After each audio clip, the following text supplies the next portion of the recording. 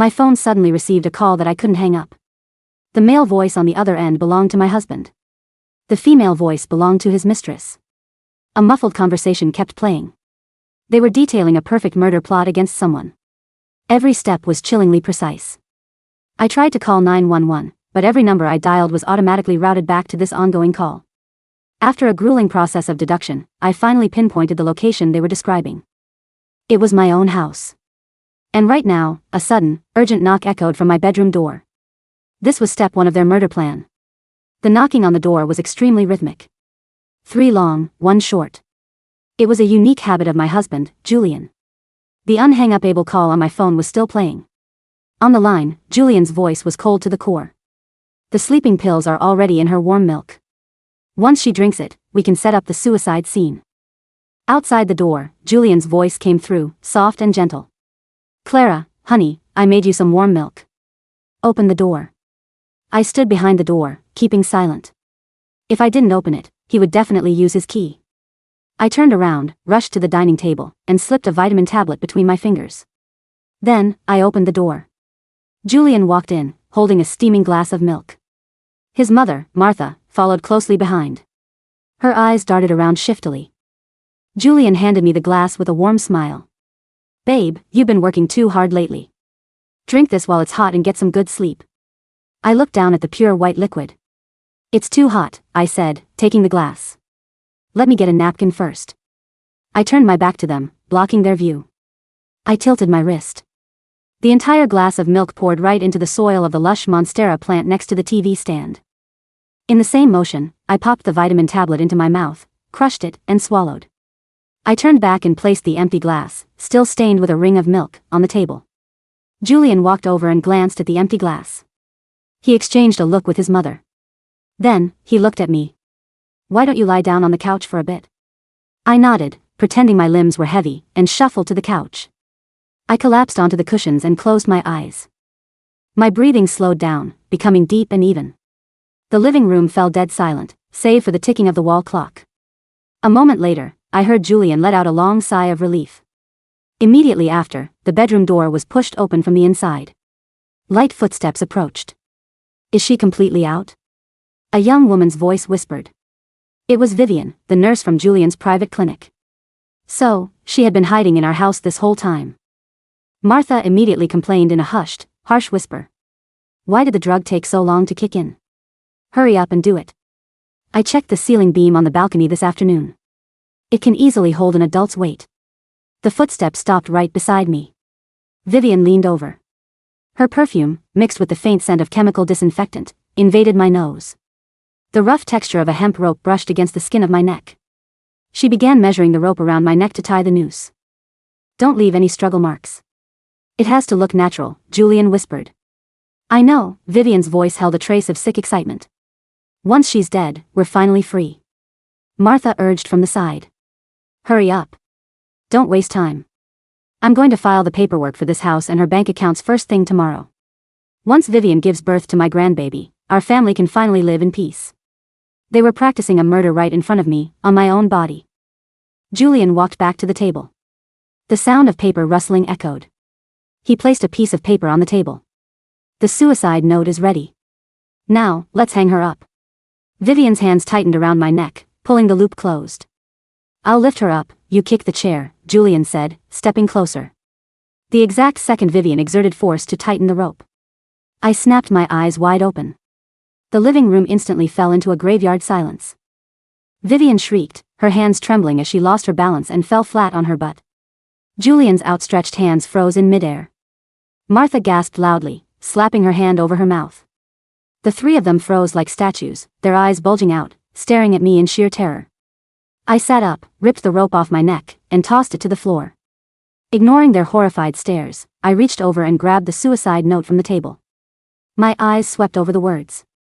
I looked at Julian and spoke coldly. Very touching. I slapped the paper back onto the table. But if you want to fake my suicide by hanging, don't you think you need to edit this note first?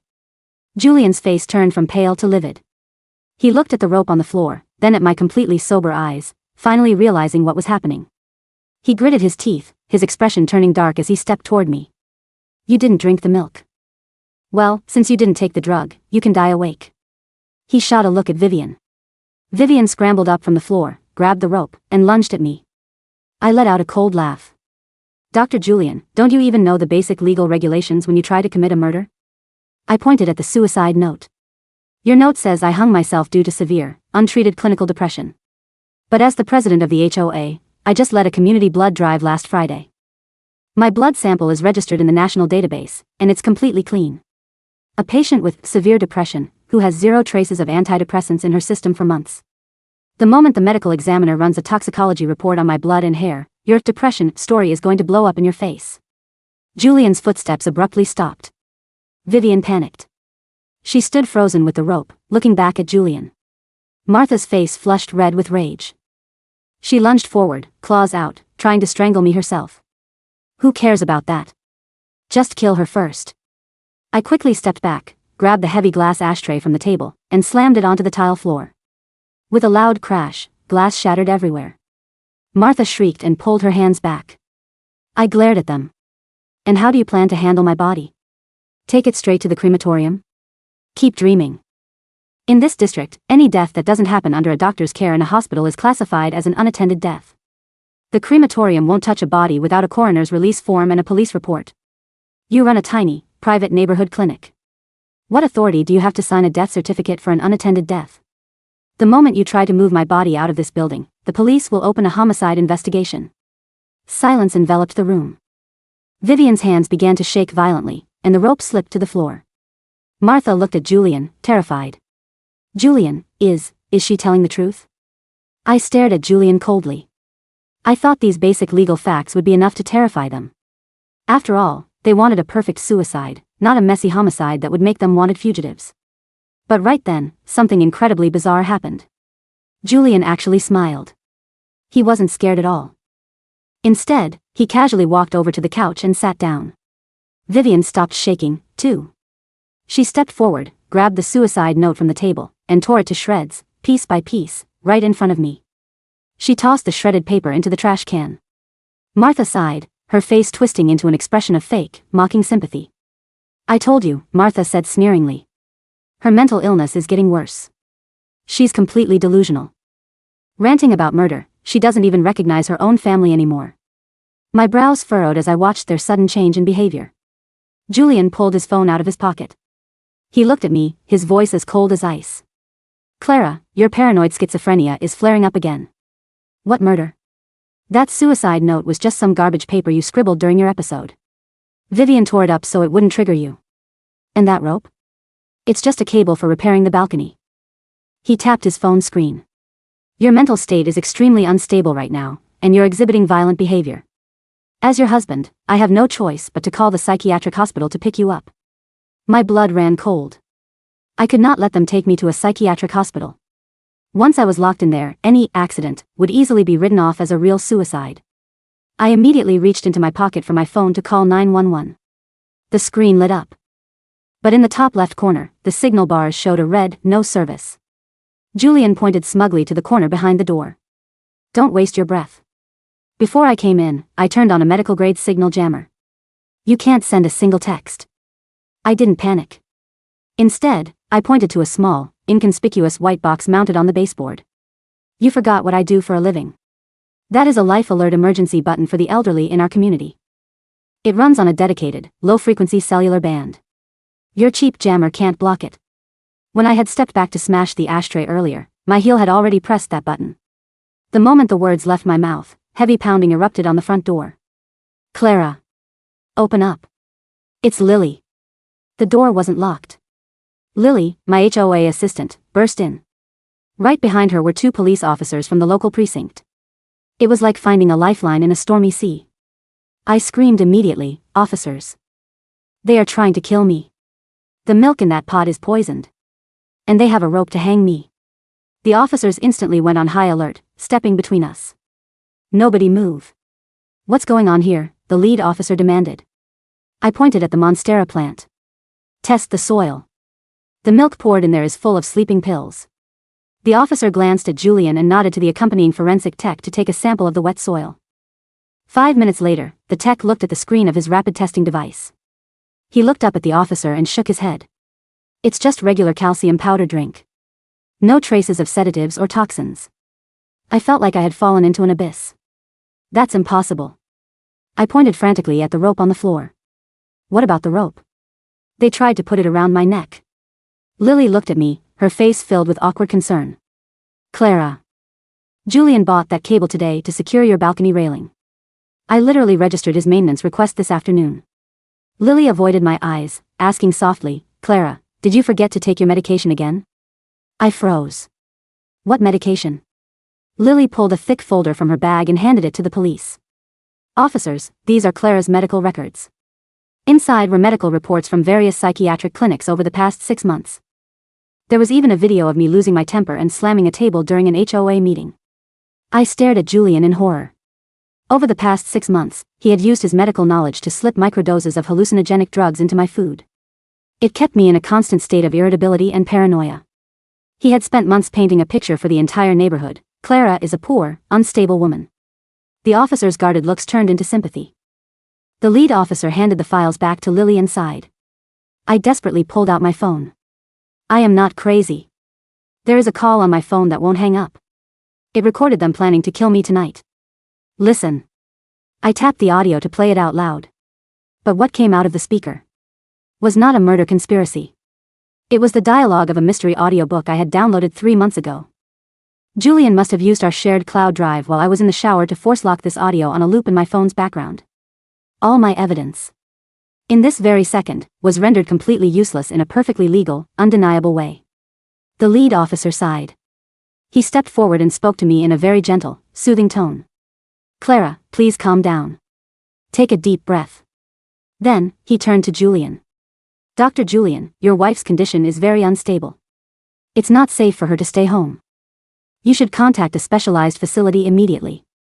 If needed, we can assist you with an involuntary hold so she doesn't hurt herself. Julian's eyes turned red. He put on a perfect performance of an exhausted, devoted husband. He walked over, wrapping an arm around my shoulder, his voice cracking with emotion. Thank you, officer. I've already contacted the private care facility. The ambulance should be here any minute. He looked down at me, his eyes gleaming with malicious triumph. Sweetie, we'll get you some help. I don't blame you. I struggled wildly. Get off me. I am not sick. Vivian immediately stepped forward in her nurse's uniform. She held a pre-filled syringe in her hand. Clara, please hold still. Your heart rate is too high. You might go into shock. I'm going to give you a mild sedative to help you rest. The police stood right there, watching. To them, this was professional medical staff treating a manic patient. They had no reason to stop her. The cold needle brushed against my vein. Once this drug entered my system, I would lose all ability to fight back, and I would be dragged into a hell I could never escape. Every path was blocked.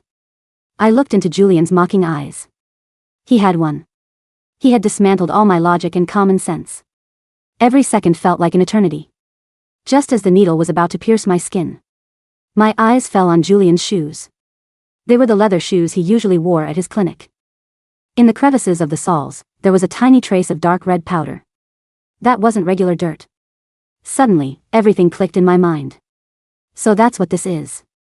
The thought crystallized in my mind with the cold, sharp precision of a surgical scalpel. My eyes remained fixed on the soles of Julian's leather Oxfords. The dark red powder clinging to the welt wasn't ordinary dirt. It was cinnabar-rich clay, specifically, the mercury-laden red silt from the abandoned mining shafts at Blackwood Ridge. I knew this because, as the HOA president, I had spent the last 3 weeks reviewing the city's environmental zoning maps. The Blackwood Ridge had been cordoned off by the federal government due to toxic runoff. Only one vehicle had been authorized to enter that perimeter over the weekend, a private transport ambulance registered to Julian's clinic, supposedly to retrieve old medical records from an abandoned storage depot nearby. But Julian had told the police, and the neighborhood, that he hadn't left the house all weekend because he was monitoring my severe depressive episodes. Wait, I said. My voice was no longer frantic. The trembling in my limbs ceased. I looked directly at the lead officer, Officer Miller, whose hand was resting reassuringly on my shoulder. Officer Miller, before she injects me, I want you to look at his shoes. Julian's eyes narrowed, a flicker of irritation crossing his handsome face. Clara, please. Don't start this again. It's exhausting. Look at the red clay on his soles, I continued, keeping my tone flat, devoid of the panic they expected from a psychotic patient. That is cinnabar tailing. Clay from the restricted zone at Blackwood Ridge. The EPA sealed that area off with high-tensile fencing.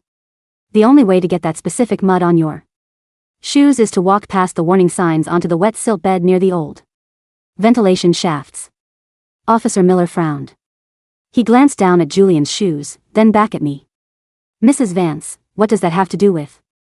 3 days ago, I interrupted, the body of Julian's business partner, Dr. Arthur Pendleton, was found in a ravine 3 miles from Blackwood Ridge.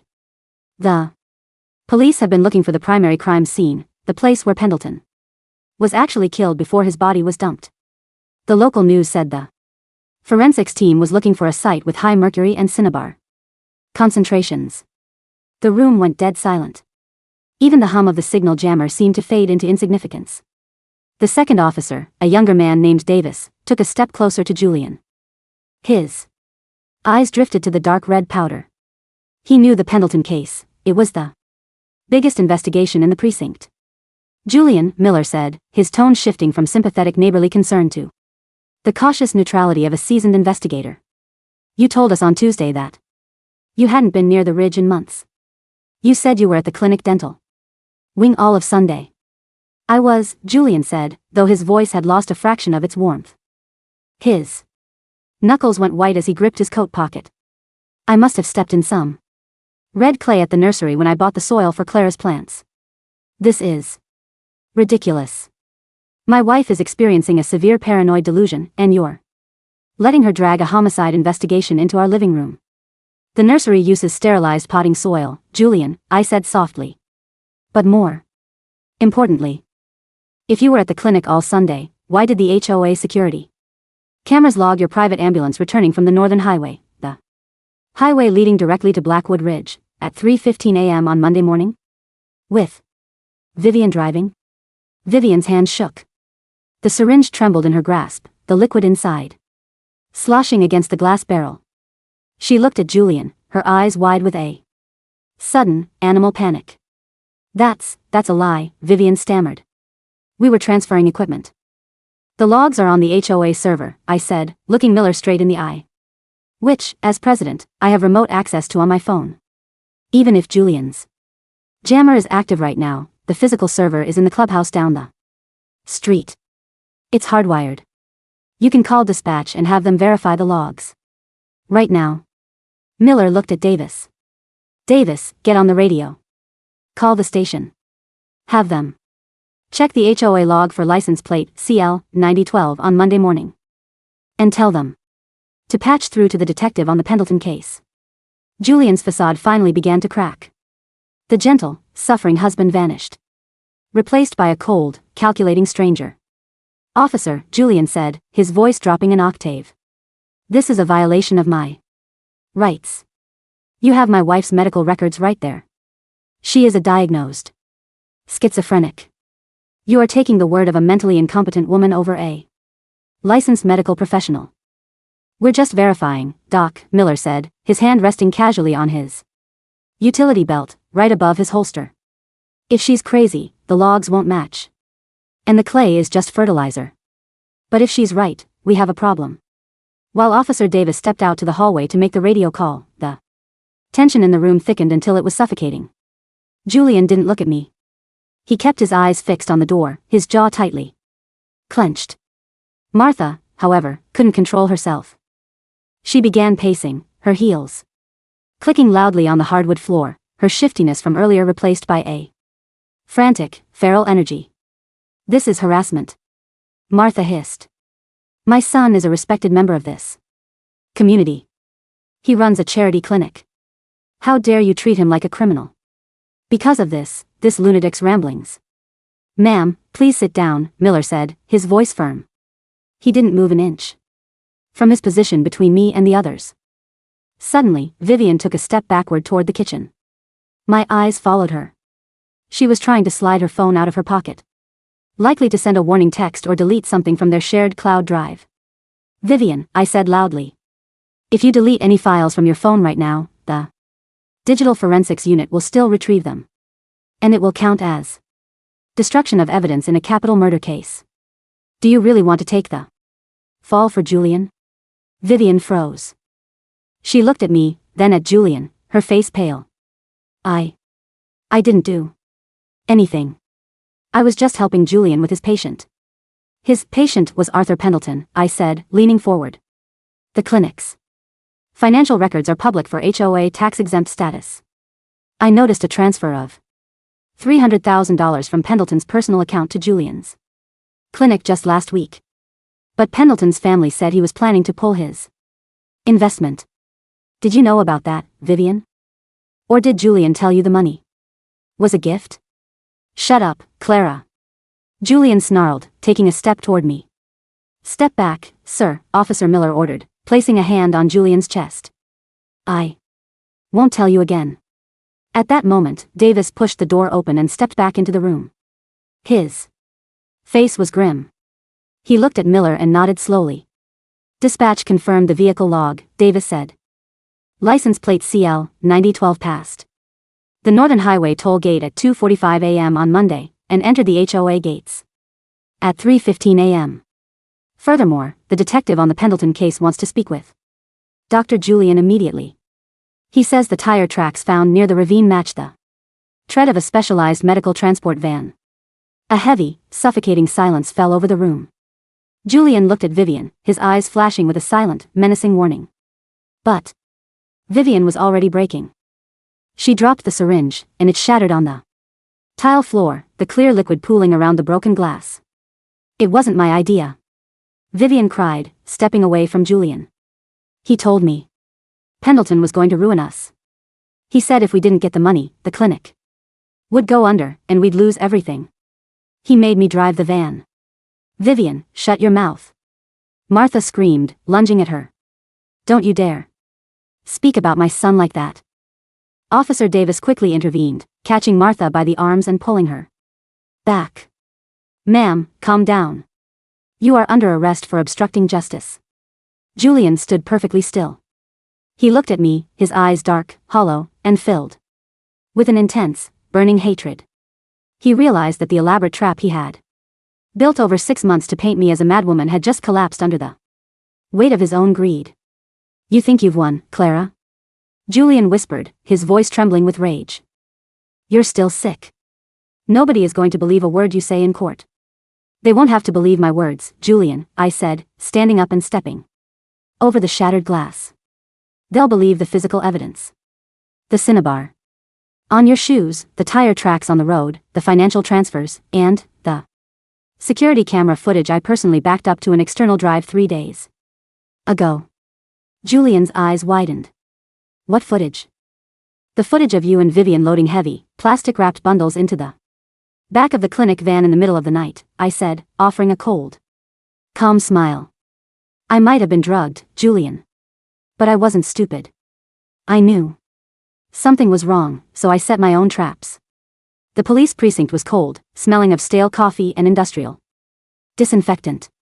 Because of my medical records, the detectives had initially treated my statements with caution. But as the night wore on, the physical evidence began to fall into place. I sat in a small consultation room, wrapped in a gray police blanket, sipping lukewarm tea. Lily, my HOA assistant, sat across from me, her eyes red from crying. She had been brought in for questioning as well, but once she realized the depth of Julian's crimes, she had cooperated fully. I'm so sorry, Clara, Lily whispered, her hands shaking. Julian, he showed me those medical files. He told me you were having severe episodes and that you were self-harming. He said he was trying to protect you from yourself. He offered to waive my mother's medical bills at his clinic if I helped keep an eye on you and reported your behavior to him. I didn't know he was drugging you. I swear I didn't know. I know, Lily, I said gently. He used your vulnerability, just like he used mine. He's a manipulator. The door opened, and Detective Vance, the lead investigator on the Pendleton homicide, stepped in. He was a tall, weary-looking man with sharp eyes. He pulled out a chair and sat down across from me. "Mrs. Vance," he said, opening a folder. "We've executed a search warrant on Dr. Julian's private clinic and his vehicle. The forensic team found traces of Dr. Pendleton's blood in the cargo area of the medical transport van. We also found a hidden compartment in Julian's office desk containing several vials of unlabeled liquid. Our lab is testing them now, but we suspect it's the same hallucinogenic compound used to alter your mental state." I let out a long breath I felt like I'd been holding for months. "And the cinnabar clay matches the chemical signature of the Blackwood Ridge silt perfectly," Detective Vance confirmed. "We also found Dr. Pendleton's missing watch in the glove box of Julian's personal car. It seems your husband was planning to use Pendleton's funds to flee the country with Vivian once your suicide was finalized and the estate was settled." He paused, looking at me with a mixture of respect and sympathy. "If you hadn't paid attention to those shoes tonight, and if you hadn't triggered that life alert system, we would have found you tomorrow morning, and we likely would have ruled it a suicide based on the medical history Julian had fabricated. You saved your own life, Clara." "I did what I had to do," I said quietly. "Where are they now?" "Julian and Vivian are being held without bail on charges of first-degree murder, conspiracy to commit murder, and fraud," Vance said. "Martha is being held as an accessory after the fact. Her fingerprints were all over the hemp rope we recovered from your living room floor." I nodded, feeling a strange mixture of relief and exhaustion washing over me. The nightmare was finally over. The voices on the phone, the phantom noises in the night, the terrifying confusion of the past 6 months, it wasn't my mind failing me. It was a calculated, cold-blooded conspiracy. 2 weeks later, the morning sun felt warm and clean as it streamed through the windows of my living room. The monstera plant next to the TV stand had been repotted. The contaminated soil was gone, replaced with fresh, dark earth. The broken glass had been swept away. And the house felt quiet, not the suffocating, paranoid silence of before, but a peaceful, healing quiet. I sat at the dining table, reviewing the HOA financial ledgers. Lily was helping me, her expression brighter than it had been in months. "The board approved the new security budget," Lily said, placing a document in front of me. "We're upgrading all the camera systems and installing hardwired emergency response buttons in every unit. We want to make sure nothing like this can ever happen in our community again." "Thank you, Lily," I said, signing the authorization form. "It's a good step forward." My phone sat on the table. It was a new device, completely clean of any shared cloud accounts or hidden tracking software. The screen lit up with a notification from my lawyer. Julian's assets had been frozen, and the divorce proceedings were being fast-tracked through the courts. I picked up the phone, looking at my reflection in the dark glass. For months, I had been forced to doubt my own senses, my own memories, and my own sanity. Julian had tried to steal my life by making me believe I was losing my mind. But in the end, it was the very mind he tried to destroy that became his undoing. I locked the screen, stood up, and walked to the balcony. The air was crisp and clear. Down below, neighbors were walking their dogs, chatting, and living their lives in the bright morning light. For the first time in a very long time, I took a deep, unrestricted breath, knowing that the floor beneath my feet was solid, the air was clean, and I was finally safe.